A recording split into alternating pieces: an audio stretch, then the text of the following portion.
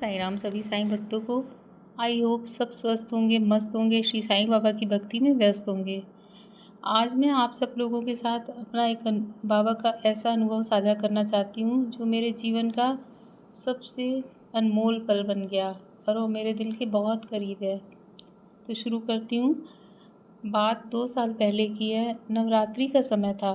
मेरे मन में बहुत समय से साईं संध्या कराने का मन था। एट लास्ट वो दिन भी आ गया जब बाबा ने मेरी सुन ली। और हमारे यहाँ नवरात्रि के दिनों में गुरुवार के दिन साईं संध्या का आयोजन हुआ। मैं बहुत खुश थी कि आखिर बाबा ने मेरी बात सुन ली, लेकिन एक घबराहट भी थी कि सब कैसे मैनेज होगा, क्योंकि सब मुझे अकेले ही करना था। मैंने सब बाबा को सौंप दिया। सब आपको संभालना है बाबा, और मुझे पता ही नहीं चला कैसे सब काम होते चले गए, जैसे बाबा स्वयं आकर मेरा सब काम कर रहे थे। और सब कुछ बहुत अच्छे से हुआ। और उसी दिन जो भैया हैं साईं संध्या करते हैं, अपने साथ बाबा का बहुत बड़ा सा स्वरूप उनके फ़ोटो के रूप में साथ लेकर आए थे। और उनको विराजित करने के बाद जोत जलाकर साईं संध्या को स्टार्ट किया।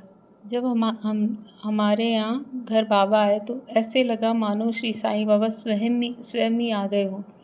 जब मैंने उनको देखा तो बस उनको देखती ही रह गई।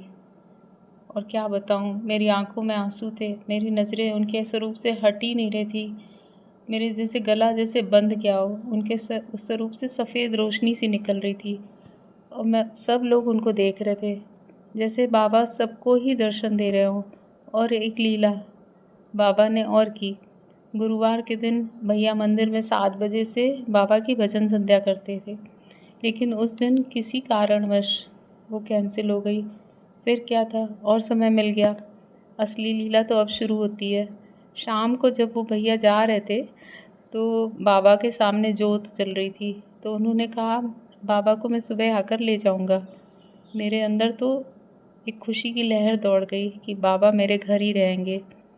मन तो नहीं कर रहा था कि बाबा जाएं, मगर मैंने सुबह में भैया को जब फ़ोन किया तो बाबा बोले मैं आकर ले जाऊंगा, लेकिन वो भूल गए।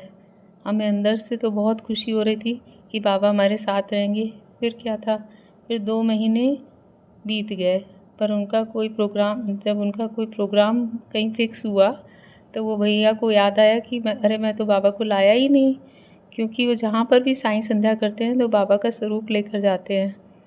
तो उन्होंने हमको फ़ोन किया और बताया कि तुमने मेरे को बताया क्यों नहीं, और मैं बाबा को लेने आ रहा हूँ। मेरा दिल तो जैसे सुनकर अंदर से टूट गया कि बाबा चले जाएंगे। मेरे आंखों में आंसू थे। फिर क्या था, मॉर्निंग में भैया आए और उन्होंने मुझको बोला, उन्होंने बाबा को जैसे ही उठाया तो मैंने उनको बोला भैया प्लीज़ बाबा को मत ले जाओ। मेरे आंखों में आंसू थे। मेरे हस्बैंड भी बोले अरे कहाँ ले जा रहे हो, तो हंस रहे थे भैया। उन्होंने कहा अरे, मैंने कहा भैया बाबा को मत ले जाओ प्लीज़, यहीं रहने दो। तो बोले अरे ऐसे कैसे हो सकता है, और हंसने लगे। और बाबा उनके साथ चले गए। मेरी आंखों में आंसू थे और ऐसे लग रहा था जैसे पूरी जगह खाली हो गई, सूना सा हो गया हो। मुझे अच्छा तो नहीं लग रहा था, जैसे मेरी आत्मा का कोई हिस्सा मुझसे अलग कर दिया हो। दिल बहुत दुखी था। फिर मैंने सोचा कि बाबा का स्वरूप तो उनका ही था, चलिए कोई बात नहीं, क्या कर सकते हैं उसमें। और आगे सुनिए बाबा की लीला। 5 दिन के बाद उन्हीं भैया का फ़ोन आया और हमको बोलने लगे आप खुश हो जाइए। हम एकदम हैरान थे, क्या बात हो गई। बोलने लगे आपके घर बाबा आपके बाबा आपके पास आ रहे हैं। फिर क्या था, खुशी से मेरी आंखों में आंसू आ गए। तो भैया से मैंने कहा बाबा ने आपको बैठने नहीं दिया ना, और तब से वो भैया भी हंसने लगे। और तब से बाबा हमारे घर में ही है। जब भी उनका प्रोग्राम होता है तो भैया आते हैं और उनको ले जाते हैं, फिर उसी दिन लौट आते हैं बाबा। जैसे बाबा ने कह दिया हो कि मैं तुम्हें छोड़कर कहीं नहीं जाऊंगा। और इसी बीच मैंने बाबा के साथ बहुत सी अनुभूतियाँ महसूस की हैं। वो चमत्कार नहीं है, वो तो मेरा उनके साथ रिश्ता है। मेरा बाबा के साथ, बाबा मेरे साथ बातें करते हैं, उनके होंठ हिलते हैं, उनकी आंखें घूमती हैं, जैसे वो कुछ बताना चाह रहे हो। पर मुझे कुछ समझ में नहीं आता। बाबा से बात करती हूँ, बाबा प्लीज़ बताओ ना क्या बोल रहे हो, कुछ तो इंडिकेशन दो, मुझे समझ में नहीं आ रहा है। बस सब अच्छा करना बाबा।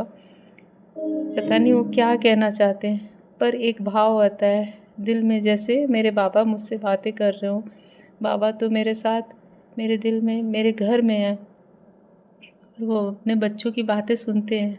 इसलिए पूर्ण श्रद्धा और विश्वास के साथ खुद को बाबा को समर्पित कर दीजिए। फिर देखिए कि बाबा कैसे आपके साथ रहते हैं। और मैं क्या इससे ज़्यादा बताऊँ, अपनी फीलिंग मैं आपके साथ ज़्यादा शेयर ही नहीं कर पा रही। ओम साई राम, जय साई राम। मैं बाबा का स्वरूप और उनका वीडियो जिसमें उनके होंठ हिल रहे हैं और आंखें मूव कर रही हैं, अपने इस वीडियो में अटैच कर दूँगी। आप सब भी वो अनुभूति महसूस करिएगा उनको देखकर।